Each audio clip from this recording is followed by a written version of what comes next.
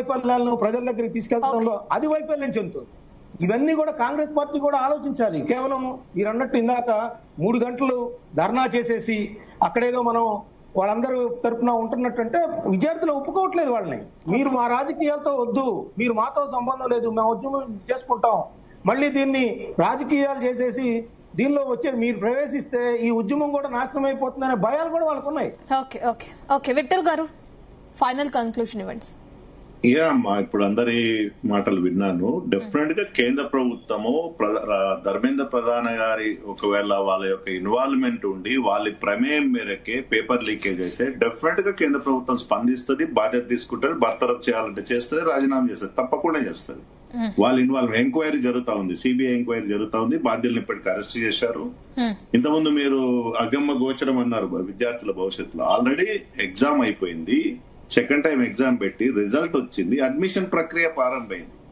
జరిగిన నష్టాన్ని కేంద్ర ప్రభుత్వం ముఖ్యంగా ప్రధానమంత్రి గారే తీవ్రమైన విచారం నిన్న వ్యక్తం చేశారు. వారు బాధ్యులను ఎట్టి పరిస్థితుల్లో శిక్షిస్తామని చెప్పారు. ఆ బాధ్యుల్లో ధర్మేంద్ర ప్రధానమంత్రి గారు ఉంటే కూడా కేంద్ర ప్రభుత్వం తప్పకుండా శిక్షిస్తుంది. ఎంక్వైరీ జరుగుతా ఉంది. సో ఇవాళ మా మంత్రులు ఇంతకుముందు పాపారావు గారు చెప్పారు, నేను మళ్ళీ చెప్తాను, 1960లో లాల్ బహదూర్ శాస్త్రి ప్రభుత్వంలో మనం లేము, అప్పటి రాజకీయ వ్యవస్థలో మనం లేము. ఇవాళ తెలంగాణ ఉద్యమం అద్భుతంగా జరిగినప్పుడు ప్రతిరోజు లాఠీచార్జ్ జరిగింది. విద్యార్థి సంఘాల నాయకులు ఉన్నప్పుడు ఇక్కడ ఉన్నటువంటి దత్తాత్రేయ కావచ్చు, దయాకర్ కావచ్చు, ఉద్యోగ సంఘాలుగా మేము రోజు నిరసన లాఠీచార్జీలు, కేసులు, 100 కేసులు ఉన్నాయి. ఏ రాజకీయ నాయకుడు రాజీనామా చేశాడమో తెలంగాణ ఉద్యమంలో ఉన్నప్పుడు అప్పుడున్న కాంగ్రెస్ ప్రభుత్వం. మొన్న దశాబ్ద కాలంలో బీఆర్ఎస్ ప్రభుత్వం ఉంది. ఏకంగా నిరసన తెలిపితే ఇందిరా పార్క్ ని ఎత్తేశారు, నిరసన వేదికని. ప్రొఫెసర్ కోదన్ రామ్ గారు జేఏసీ కన్వీనర్ గా, చైర్మన్ గా ఉన్నటువంటి వ్యక్తి ఇంటి పైన దాడి చేసి అర్ధరాత్రి తలుపులు వలగొట్టి ఆయన అరెస్ట్ చేసిన సందర్భం చూశాం. బండి సంజయ్ గారు 317 శాంతియుత నిరసన తెలిపితే అర్ధరాత్రి తలుపులు వలగొట్టి అరెస్ట్ చేసి పేపర్ లీకేజ్ కేసులు పెట్టిన సందర్భాలు చూసినాం. కేంద్ర ప్రభుత్వం గానీ రాష్ట్ర ప్రభుత్వం లా అండ్ ఆర్డర్ ఇష్యూ చేసినప్పుడు ఈ ప్రభుత్వాలకు సంబంధం లేదు. సహజంగా నిరసన తెలిపినప్పుడు నిరసనకారులతో పోలీసులు ఘర్షణ జరుగుతుంది, రెండు వైపులా కూడా నష్టం జరుగుతుంది. నేను అది చెప్పదలుచుకున్నానమ్మా. అంటే విఠల్ గారు, రెండు వైపులా నష్టం జరుగుతుంది అంటే నష్టం జరుగుతుంది. విద్యార్థుల రక్తం వచ్చేలాగా విద్యార్థులు కూడా బాధపడుతున్నారు. ఒక్క నిమిషం విఠల్ గారు, మనం చూస్తున్నాం ఇదంతా. అయితే ఇదంతా జరగకన్నా ముందే చర్యలు తీసుకుంటే బాగుండేది కదా. పేపర్ లీకేజ్ వరకు కూడా ఎందుకు ప్రభుత్వం? మీరు కూడా మా ప్రతిపక్ష నాయకుల్లాగా మాట్లాడుతున్నారు, అనలిస్ట్. నేను ఎవరి ప్రక్కన ఎవరు మాట్లాడలేదండి, అనలిస్టులు వాళ్ళది చెప్తున్నారు. అండ్ నేను విద్యార్థులు అంత ఇదిగా అవ్వడం మనం చూస్తున్నాం. వాళ్ళు రక్తం చెందుతుంది, రోడ్లపైకి వచ్చి ఇన్ని రోజుల నుంచి ధర్నా చేస్తున్నారు. ఇప్పటి వరకు ప్రభుత్వం ఎందుకు చర్యలు తీసుకోలేదు, ఎందుకు స్పందించలేదండి? ఇప్పుడు కూడా స్పందించలేదు. మీరు కూడా అట్లనే మాట్లాడితే ఎట్లమ్మా? అసలు ఎవరి పక్కన స్టాండ్ తీసుకోవడం లేదండి. నేను విద్యార్థుల పక్కనే మాట్లాడుతున్నాను. అండ్ మీ ప్రభుత్వం పైన వస్తున్న ఆరోపణల్ని మీరు ఏ విధంగా సమర్థిస్తారని మాత్రమే అడుగుతున్నారు. ఒక్క నిమిషం చెప్పండి విఠల్ గారు. నన్ను మాట్లాడిస్తారా? విఠల్ గారు కంటిన్యూ విఠల్ గారు. ఒక్క మాట అమ్మా, ఎక్కడ స్పందించలేదు. లీకేజ్ అయిన మరుక్షణమే ఎగ్జామ్ ను రద్దు చేసింది. బాధ్యుల పైన సిబిఐ కేసు అయింది, అరెస్టులు జరిగినాయి, బాధ్యులు ఇప్పుడు జైల్లో ఉన్నారు, ఎంక్వైరీ జరుగుతా ఉంది. ఇన్ని సందర్భాల్లో అరెస్టులు జరిగి నిరసన జరిగినప్పుడు కూడా ఇంకా మీరు స్పందించలేదని ఎట్లా మాట్లాడుతారమ్మా? కేంద్ర విద్యాశాఖ మంత్రిని కూడా రాజీనామా చేపిస్తే మళ్ళీ ఇవి పునరావృతం కావని కూడా విద్యార్థులు అడుగుతున్నారు. ఆ విధంగా ఎందుకు చర్యలు తీసుకోవట్లేదు మీరు? కారుకూడదని అందరు కోరుకుంటామమ్మా, కావద్దని కోరుకుంటాం. కానీ జరిగిన నష్టాన్ని ప్రధానమంత్రి గారు విచారం వ్యక్తం చేశారు, ఎంక్వైరీ జరుగుతా ఉంది. మేము మళ్ళీ చెప్తున్నాం, ధర్మేంద్ర ప్రధాన్ గారి ఒక ఇన్వాల్వ్మెంట్ ఉంటే డెఫినెట్ గా ఆయన భర్తలు జరుగుతారు. మీరు అది చూడాలి తప్ప కేవలం జరిగిన నష్టాన్ని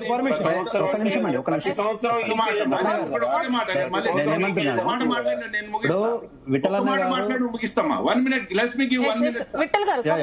1 minute మిగతా వాళ్ళు మాట్లాడతారు. గ్లోబరీనా సంస్థ ఇంటర్మీడియట్ బోర్డు లో పేపర్ వాల్యుయేషన్ లో 27 మంది చనిపోయారు, ఒక్కరు కాదు, ఇద్దరు కాదు.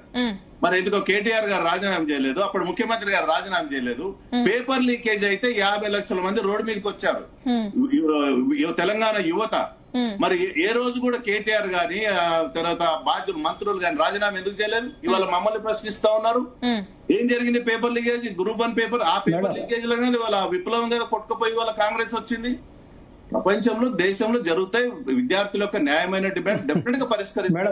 కేంద్ర ప్రభుత్వం స్పందించింది, వాళ్ళతో చర్చలు ఇప్పుడు ఏమంటున్నానంటే దేశవ్యాప్తంగా వస్తున్నటువంటి నిరసనని తట్టుకోలేక, దేశంలో ఉన్నటువంటి యువతకు జవాబు చెప్పలేక, ఇవాళ మేము బాధ్యత ధర్మేంద్ర ప్రధాన్ గారు తప్పు చేస్తే అప్పుడు మేము ఆలోచిస్తాం. ధర్మేంద్ర ప్రధాన్ గారు తప్పు చేస్తారని ప్రూవ్ చేయడానికి ప్రభుత్వం మీ చేతిలో ఉంది, సంస్థలు మీ చేతిలో ఉన్నాయి. ఈజ్ ఇట్ పాసిబుల్ అండి? నైతిక బాధ్యత వహిస్తూ జవాబుదారితనానికి నిదర్శనంగా ఉంటూ ఇగో ఇవాళ ఈ దేశంలో ఇంతమంది యువకుల మనోభావాలు దెబ్బతిన్నాయి, వాళ్ళ జీవితాలు చిన్న భిన్నమైనాయి. వాళ్ళకు 6 సార్లు పేపర్ లీక్ అవుతుందండి. ఒకసారి లీక్ అయిందంటే అనుకోవచ్చు, 2 సార్లు లీక్ అయిందని అనుకోవచ్చు. యూజీ నీటి పేపర్ 4 times, పీజీ నీటి పేపర్ 2 times. ఇన్ని దఫలుగా పేపర్లు లీక్ అవుతున్నా కూడా మా ప్రమేయం లేదు, మేము మంత్రులం, మేము ఎవరి ప్రమేయం లేదు, అధికారులు చేసిర్రు, లేకపోతే ఇంకా వేరే ఒక్కొని సంబంధం లేని వారిని తీసుకొచ్చి అరెస్ట్ చేసి వారిని అరెస్ట్ చేసినాం కదా అని చెప్పి దొంగకు బూచిని చూపించినట్టుగా చూపించి తప్పించుకునే ప్రయత్నం. ఒకవేళ అదే నిజమై ఉంటే ఈ రోజు స్టూడెంట్స్ అందరూ బయటకు వచ్చేవాళ్ళు కాదు, వాళ్ళకి మద్దతు తెలుపుతూ ప్రతిపక్షాలు వెళ్లేవి కాదు. అక్కడ సోనం వాంగ్చుక్ కూడా ఏ విధంగా అయితే దీక్ష చేపట్టారో కూడా మనం చూస్తున్నాం. ఇవన్నీ సోనం వాంగ్చుక్ అనేటువంటి వ్యక్తి ఒక సామాజిక ఉద్యమకారుడితో పాటు ఆయనకి ఈ కేంద్ర ప్రభుత్వం, ఇదే ప్రభుత్వం, నరేంద్ర మోడీ గారి ప్రభుత్వం రామన్ మెగాసెస్ అవార్డు ఇచ్చిందండి. ఆయన ఎంత ప్రతిష్టాత్మకంగా అయిన వ్యక్తి అర్థం చేసుకోండి. దేశంలో ఉన్నటువంటి మంచు కొండలు కరిగిపోకుండా కాపాడుతున్నటువంటి అతి గొప్ప వ్యక్తి ఆయన. అంత సాంకేతికమైనటువంటి పరిజ్ఞానాన్ని ఆయన ఇచ్చాడు ఇంజనీర్ గా. అట్లాంటి వ్యక్తి కూడా, నేను కూడా ఒక కాక్రోచ్నే, నేను నిరుద్యోగిని కాకపోవచ్చు, నా వయసు నిరుద్యోగానికి సంబంధించినంత వయసు ఉండకపోవచ్చు, బట్ నేను కూడా ఈ దేశంలో ఉన్నటువంటి కాక్రోచులకు మద్దతుగా నిలబడతా. వాళ్ళ పోరాటంలో న్యాయం ఉంది, ధర్మం ఉంది, దానికి న్యాయం జరిగే వరకు వాళ్ళ వెంట ఉంటా అని చెప్పేసి వాళ్ళ ఆయన భార్య, ఆయన ఇద్దరు వచ్చి ఇవాళ ఆయన 20 days ఇవాళ నిరసన తెలియజేస్తుంటే ఎందుకు భయపడుతుంది ప్రభుత్వం? మరి ఎందుకు అరెస్ట్ చేస్తుంది?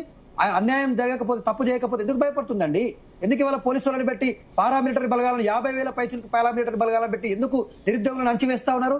అరే రోడ్డు మీద తిరుగుతుంటే, బాత్రూమ్ లకు పోతుంటే గుంజుకపోతా ఉన్నారండి. ఇంత ఘోరమా, ఇంత దారుణమా? వీడియోలు, మైకులు మాట్లాడుతుంటే పగలగొడతా ఉన్నారు. ఎందుకు మీరు అంటే ప్రభుత్వం ఎందుకు తప్పు చేయకపోతే భయపడుతుంది? ప్రభుత్వం తప్పు చేసింది, దానికి జవాబుదారితనంగా నరేంద్ర మోడీ గారు బాధ్యత వహిస్తారా, లేకపోతే ధర్మేంద్ర ప్రధాన్ గారు బాధ్యత వహించి రాజీనామా చేస్తారా? నీకు ఎక్కడో ఎన్నికల్లో ఉపయోగపడతాడని, ఆయన సామాజిక వర్గం ఓట్లు ఎక్కువ ఉన్నాయని ఆయనని కాపాడే ప్రయత్నం చేస్తే, ఇట్లా తప్పులు చేసే వాళ్ళందరినీ కాపాడుకుంటూ పోతే దేశంలో ఇక ప్రజాస్వామ్యానికి విలువేముందండి? నాకు అర్థం కాదు. తప్పు చేశాను ఎవరైనారు? దత్తాత్రేయ, డాక్టర్ దత్తాత్రేయ గారు ఏ నిర్ధారించింది? ఏ కోర్టు ప్రభుత్వం జవాబుదారితనంగా ఉండమంటున్నాం, బాధ్యత వహించమని చెప్తా ఉన్నాం. ఇట్లన్నా ఎగ్జామ్స్ పెట్టినప్పుడు ప్రభుత్వ ఆధీనంలో ఎగ్జామ్స్ జరుగుతున్నప్పుడు నేషనల్ టెస్టింగ్ ఏజెన్సీ అనేది మీద యాక్షన్ ఉంది, సిబిఐ యాక్షన్ తీసుకుంది, కేసులు అయినాయి, క్రిమినల్ కేసులు అయినాయి, అరెస్టులు అయినాయి. విఠల్ గారు మీరు ఎంత పారదర్శకంగా వ్యవహరిస్తున్నారనేది నెక్స్ట్ విద్యార్థులందరూ బయటకు రావడం చూస్తున్నారు. ధర్నాలు కూడా చేస్తున్నారు. ఒక్క నిమిషం. ఎంక్వైరీ జరుగుతుంది, ఎంక్వైరీ రిపోర్ట్ రానియండి కదా. రైట్ విఠల్ గారు. దయాకర్ గారు ఏం చెప్తారు ఫైనల్ గా?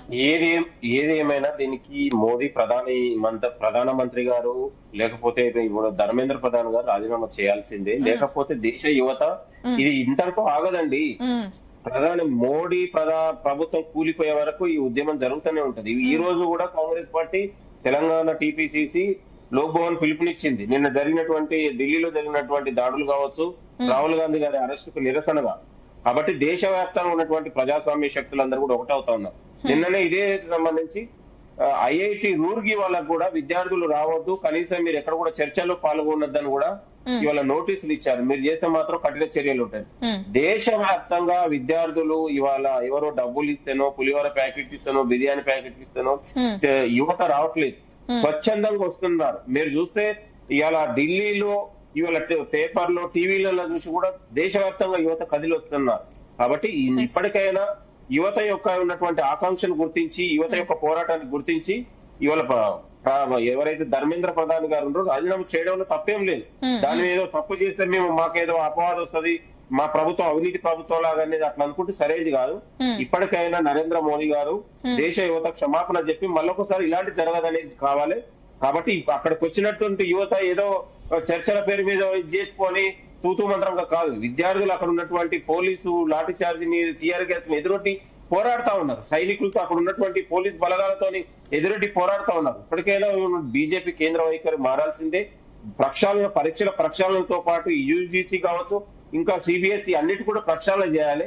ఇవాళ నూతన సంస్కరణలు తీసుకొచ్చి ఇవాళ విద్యార్థుల గొంతు నొక్కే ప్రయత్నం జరుగుతా ఉంది. పూర్తిగా విశ్వవిద్యాలయాల్లో ఆర్ఎస్ఎస్ భావజాలను నింపే ప్రయత్నం జరుగుతా ఉంది. ఇవాళ మేము యూనివర్సిటీలలో ఏబీవీపీలలో ఆర్ఎస్ఎస్ లో పనిచేసిన వాళ్ళు కూడా ఇవాళ డైరెక్ట్ గా ప్రొఫెసర్లుగా లేకపోతే సెంట్రల్ ప్రొఫెసర్ రిక్రూట్ చేసి ఎలాంటి పరీక్ష లేకుండా రిక్రూట్మెంట్ జరుగుతా ఉన్నది. ఇదెక్కడ అన్యాయం అండి? కాబట్టి దేశవ్యాప్తంగా ఆర్ఎస్ఎస్ భావజాలంతో అన్ని యూనివర్సిటీలు వాళ్ళ యొక్క ఆధీనంలో తీసుకోవడానికి ఒక కుట్ర జరుగుతా ఉంది. కాబట్టి అన్నిటిని కూడా బహిర్గతం చేయాల్సిందే, అన్నిటిపైన విచారణ జరగాల్సిందే. ఈ పోరాటం అనేది, విద్యార్థుల పోరాటం అనేది ఇప్పటికైనా కనువిప్పు కలగాలి మోడీకి, కేంద్ర ప్రభుత్వానికి. ఇవాళ వాంగ్చుక్ గారు 23 రోజులుగా నిరాహార దీక్ష చేస్తే కనీసం స్పందన ఉండదు. ఇవాళ ప్రజాస్వామ్యాన్ని మొత్తం కూని చేశారు కాబట్టి యువత రగిలిపోయిందండి. అన్ని వర్గాల ప్రజలు యువతకు మద్దతుగా ఇవాళ మమతా బెనర్జీ గారు కూడా నేను కూడా నిరసనలో పాల్గొంటా అంటా ఉన్నారు. ఇవాళ అదే విధంగా ఉన్న రైతులు, అన్ని రాజకీయ శక్తులు కూడా దానికి అండగా నిలుస్తా ఉన్నా అంటున్నారు. ఎందుకంటే మోడీ విధానానికి వ్యతిరేకంగా ఏది ఏమైనా యువత కూడా ఇవాళ అందరినీ కలపవచ్చు, ఒక ప్రజాస్వామ్య ఉద్యమానికి పురుడు పోయొచ్చు. కాబట్టి ఇప్పటికైనా వీళ్ళు మోనోపాలిగా వ్యవహరించొద్దని కోరుతా ఉన్నాను. నీట్ పరీక్ష పెట్టి ఇవాళ రిజల్ట్ ఇవ్వడం కాదు, దానివల్ల సమయం ఎంత అయింది, విద్యార్థుల ఖర్చు ఎంత అయింది, 22 లక్షల మంది విద్యార్థులు ఉన్నటువంటి ఎంతో మానసికంగా పోయారు, వందలాది మంది విద్యార్థులు ఆత్మహత్యలు చేసుకున్నారు. ఇంకా నాకు రాదేమో. కాబట్టి ఏదేమైనా ఈ పెద్ద తప్పిదంగా మేము భావిస్తా ఉన్నాం. ఒకరోజు జరిగింది కాదు, వరుస 2 సార్లు జరిగినా కూడా వాళ్ళకి ఎందుకు కదలిక రాలేదనేది మా యొక్క ఆలోచన. మస్తాన్ రావు గారు ఇంకా ఏం చేస్తే అంత సెట్ అవుతుంది అంటారు? అంటే ప్రభుత్వం జవాబుదారీతనంగా ఉండాలి. ఎవరైతే చనిపోయారో విద్యార్థులకి ₹1,00,000 ఇవ్వాలి నష్టపరిహారం అంటున్నారు. సో విద్యార్థుల డిమాండ్స్ తో మాట్లాడితే సరిపోతుంది అంటారు?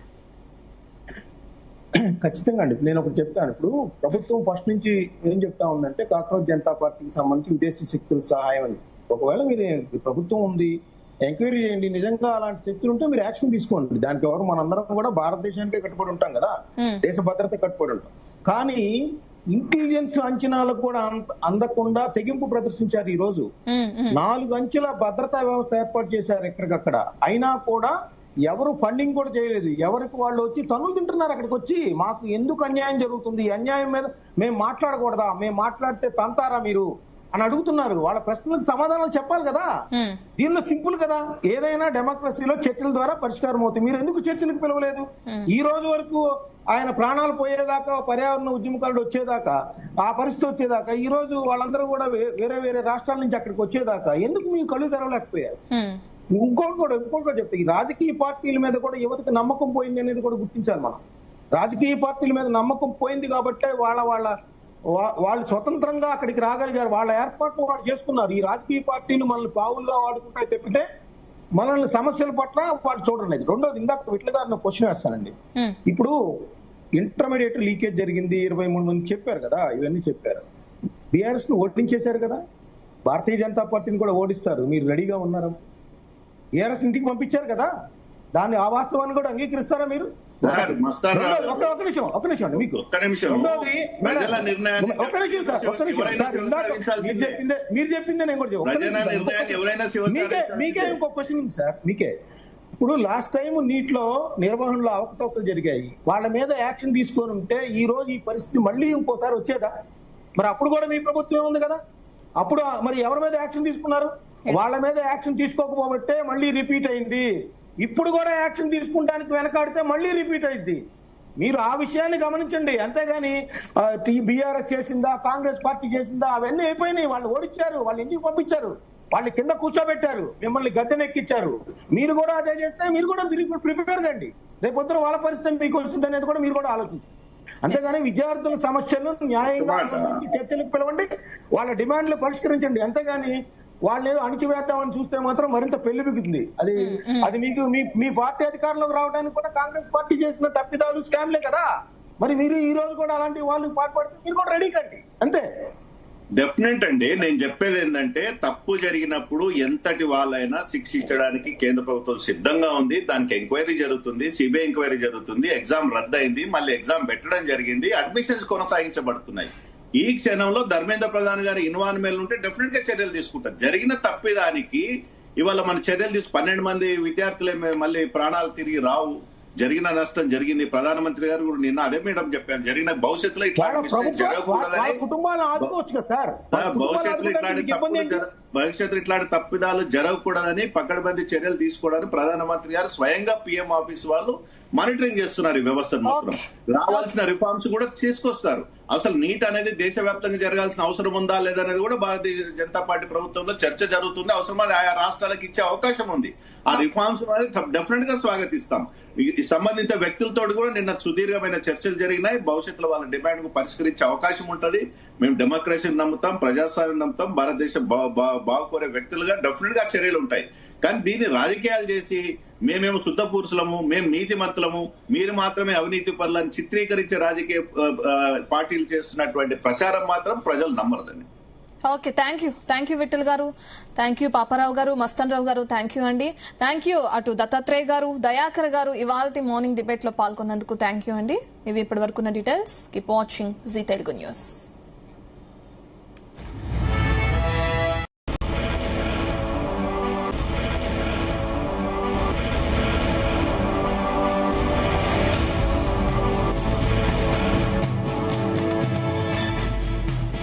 Good morning. Welcome to Zee